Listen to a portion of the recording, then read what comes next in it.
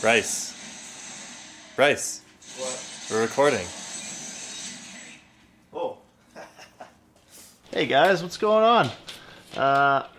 As some of you may have seen on the Instagram, I had a little bit of a rough week, so I'm just here getting some R&R. And I guess I'll take you guys through my day 3 this week.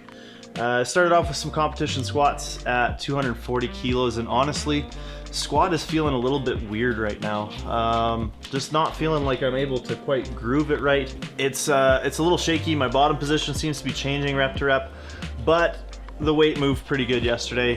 Hip pain is still mostly at bay, so can't really complain about that. After that, I moved on to my competition bench singles. I think I warmed up about, what did I do, 140, 150, 160, and then I hit 170 for a single at an 8, which is pretty close to PR territory in terms of an estimated max. I think my best ever at an 8 is 172, maybe 175.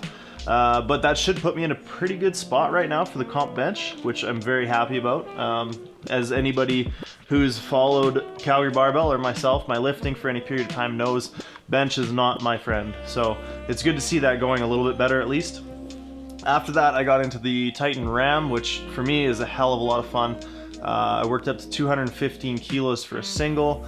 I did 195 kilos for a set of 4, and then I think I got another set of 4 or 2 at 185 kilos. So able to move a lot of weight around, get a lot of weight in my hands, and I like that variation for that reason. It helps me kind of get past that psychological barrier of having that oh shit weight where you kind of unrack it and everything falls apart because you're psychologically intimidated by it. So I found that to be useful for that reason. The next thing I did was I moved on to do some competition deadlifts. Actually, no, I didn't. I skipped my competition deadlifts yesterday because of time constraints and because of a little bit of sort of chronic fatigue setting in. So trying to dial back on things a little bit and focus on getting the big stuff in, letting myself recover a little bit better between sessions. Things have been really busy outside of training lately too. So trying to account for that by sort of varying what I'm doing in training. So I moved straight into my pause deadlifts and I hit 325 kilos for a single, which I think is about 10 kilos off my best ever pause deadlift.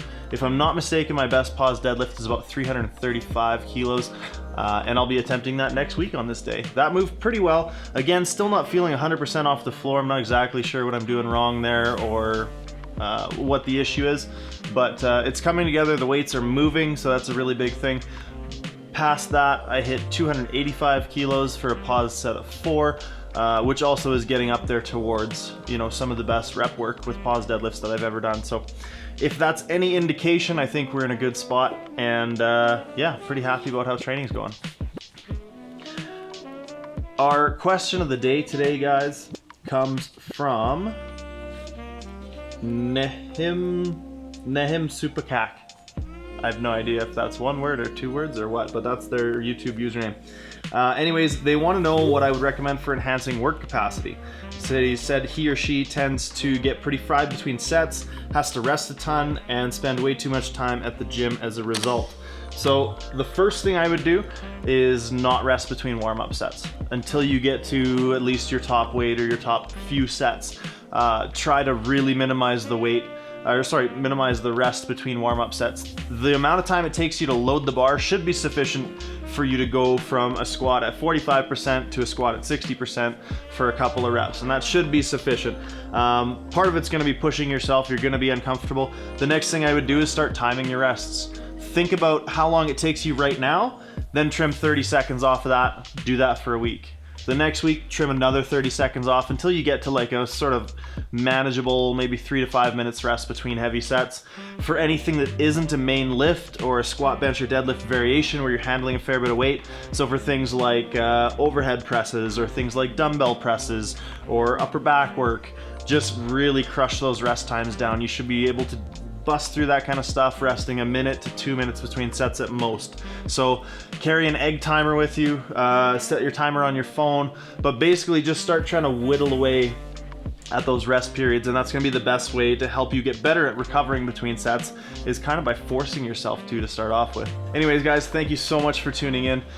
Please stay tuned to the channel. I'm really excited. We got a couple of very cool videos sort of outside of the box of what we normally do on this channel that are going to be coming out this week, and I can't stress enough to stay tuned and make sure you check those out. There's going to be some funny stuff and some pretty motivational type stuff. But definitely stay tuned for that. Hit that subscribe button if you haven't already. Leave a like if you liked the video, and please continue asking all of these great questions in the question of the day, or sorry, in the comments below, so that we can use them for question of the day.